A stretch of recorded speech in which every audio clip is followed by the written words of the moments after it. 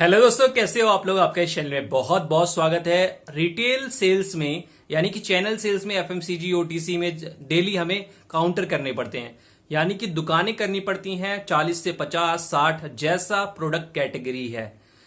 लेकिन दिक्कत यह आती है कि हम 50 से 60 काउंटर करते हैं, लेकिन उसमें से जो प्रोडक्टिव कॉल होती है वो बहुत कम होती है। और कई तरह के प्रोडक्ट इतने नए होते हैं, इतने यूनिक होते हैं कि 50-60 कॉल में से 2 से 3 ही प्रोडक्टिव कॉल होती है, यानी कि डेली 1500-2000 रुपए की सेल।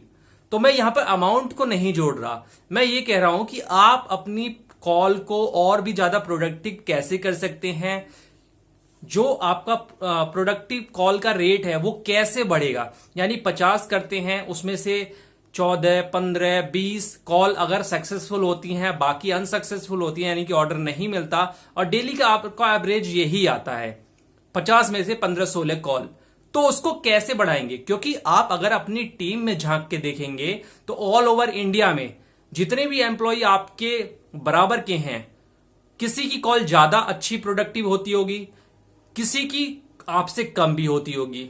तो ऐसा क्या वो लोग करते हैं कि उनकी कॉल ज्यादा प्रोडक्टिव होती है।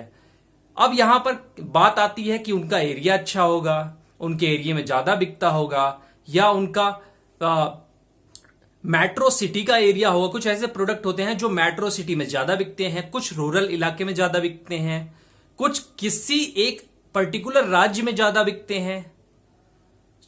ऐसे बहुत सारे एक्सक्यूज आप तैयार करेंगे, या आपके मन में भी ये आ जाएगा कि ऐसा हो रहा है इसीलिए कॉल प्रोडक्टिव नहीं हो रही।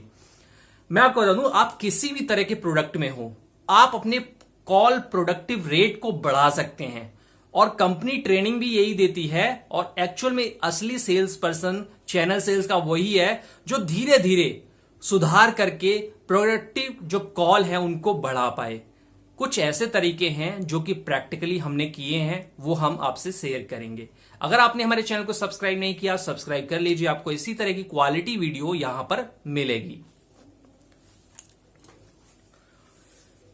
देखो, डेली हम 50 जो कॉल करते हैं उसमें एक तरह की दुकानें नहीं होती, करीब 10 उसमें होलसेलर होते हैं, और 40 में से 20 दुकानदार छोटे होते हैं, यानी कि नॉर्मल कैटेगरी के।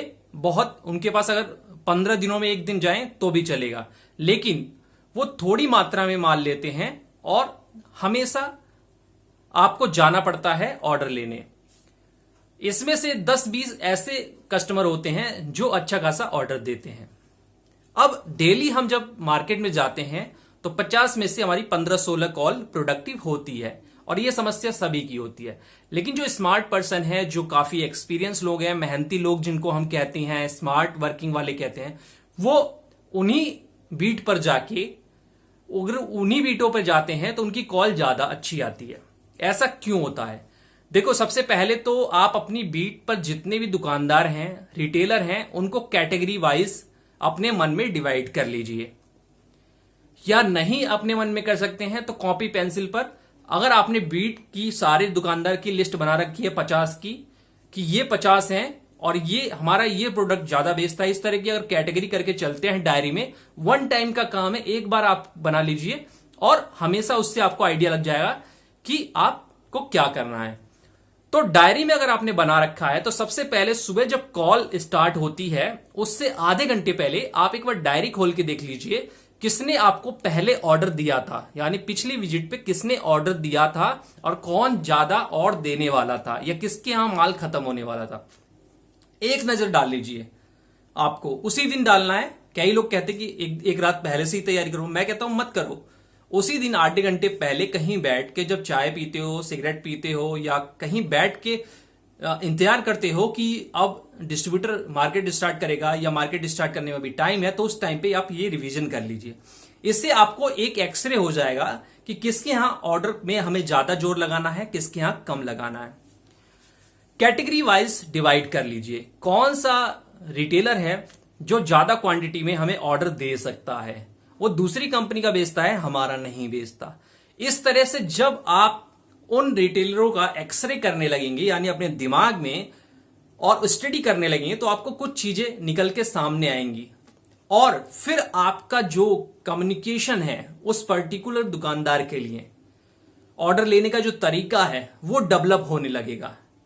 और आपको ये एक बार जब डेवलप हो जाता है ना, जब 1-2 साल हो जाते हैं, 3 साल हो जाते हैं, जब ये एक्सपीरियंस हो जाता है, तो हमें अगर किसी भी एरिया में भेजा जाता है तो हम बहुत जल्दी इस चीज को कैच करने लगते हैं कि ये दुकानदार कैसा है, इससे कैसे बात करनी है, इसके पास कैपेसिटी कितनी है बेचने की, हम दुकान देख के ही बता देते हैं। उसके पास दूसरी कॉम्पिटिटर कंपनी का माल रखा हुआ है, कितने में इसको पड़ा है, कितने में नहीं, सारी चीजें बता देते हैं।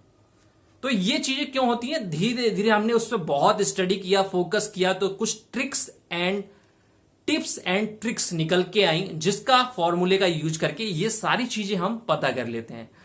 तो कहने की बात यह है कि ऐसा नहीं है कि जब आपको कल मार्केट में जाना है तो आपने सीधा अपनी डायरी खोली और मार्केट में लाइन से दुकानें करे जा रहे हैं, सभी पर वही डायलॉग, सभी पर वही डायलॉग और सभी पर उतना ही टाइम। ऐसा बिल्कुल मत कीजिए। हर दुकानदार का अलग नेचर होता है, अलग अलग तरीके से बात की जाती है, साथ ही अलग अलग टाइम देना पड़ता है। कई दुकानदार आपको शाम को भी बुलाएंगे या दोबारा भी बुलाएंगे, क्योंकि उसका जो ऑर्डर देने वाला पर्सन होगा वो बिजी होगा या कहीं गया होगा, तो आपको दोबारा लौट के आना चाहिए, चाहे आपका टाइम कितना भी मार्केट में हो चुका हो, चाहे आपका पेट्रोल कितना भी फूक रहा हो। मैं इस चीज को बिल्कुल भी नहीं मानता कि हमारा पेट्रोल लगेगा और कंपनी तो कम ही पेट्रोल देती है। देखो, ये चीजें जीवन भर रहेंगी, हर कंपनी में जीवन भर रहेंगी।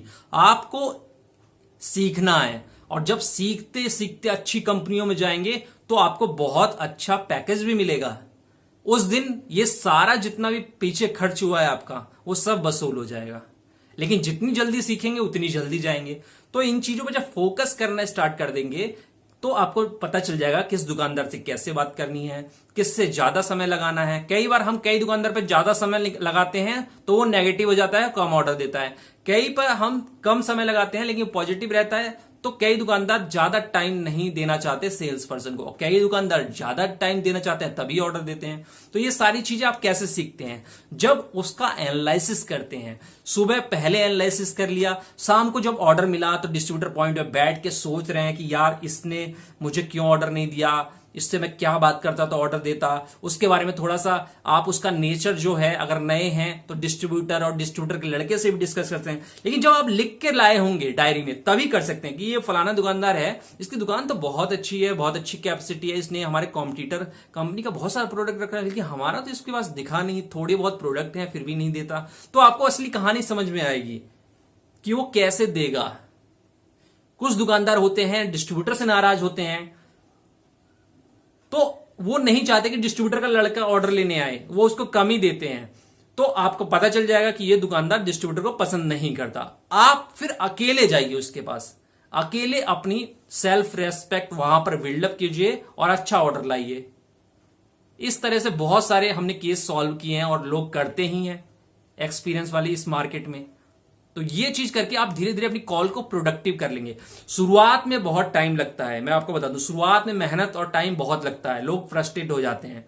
लेकिन जब समय बीतता है, 2-3 साल हो जाते हैं, तो ये चीज इतनी हमारी माइंड में शार्प हो जाती है कि हमें बहुत कम समय में ये सारी चीजें किसी भी नई मार्केट में पता चल जाती हैं। किसी भी नए एरिया में जाते हैं तो ये सारी चीजें हमें सामने वाले को देखते ही पता चल जाती है, इससे क्या डायलॉग बोलना है, इससे किस नेचर का आदमी है, कितना माल बेच सकता है, फेंकने वाला है या नहीं फेंकने वाला, सही बोल रहा है या गलत बोल रहा है, या इसको एक्चुअल में हमारा कॉम्पिटिटर प्रोडक्ट इतने का मिल रहा है या नहीं मिल रहा है, इससे क्या बात करें। सारी चीजें स्कैन हो जाती हैं। यही चीज एक्सपीरियंस होता है। इसीलिए कहते हैं कि एक्सपीरियंस जब जब होता जाएगा, लेकिन एक्सपीरियंस सही टाइम पे हो। ऐसा नहीं है कि साल 10 साल बीतते जा रहे हैं और तब आप सीख रहे हैं। 5 साल का एक्सपीरियंस 2 साल में आपको करना है, तब आप स्मार्ट सेल्स एम्प्लॉय बनेंगे, तब आपकी प्रोडक्टिव कॉल बढ़ेगी, किसी भी एरिया में फटाफट बढ़ेगी। पिछला जो एम्प्लॉय काम करके गया है उससे ज्यादा होगी, तो आपका नाम भी होगा। करके देखिए, बहुत फायदा मिलेगा।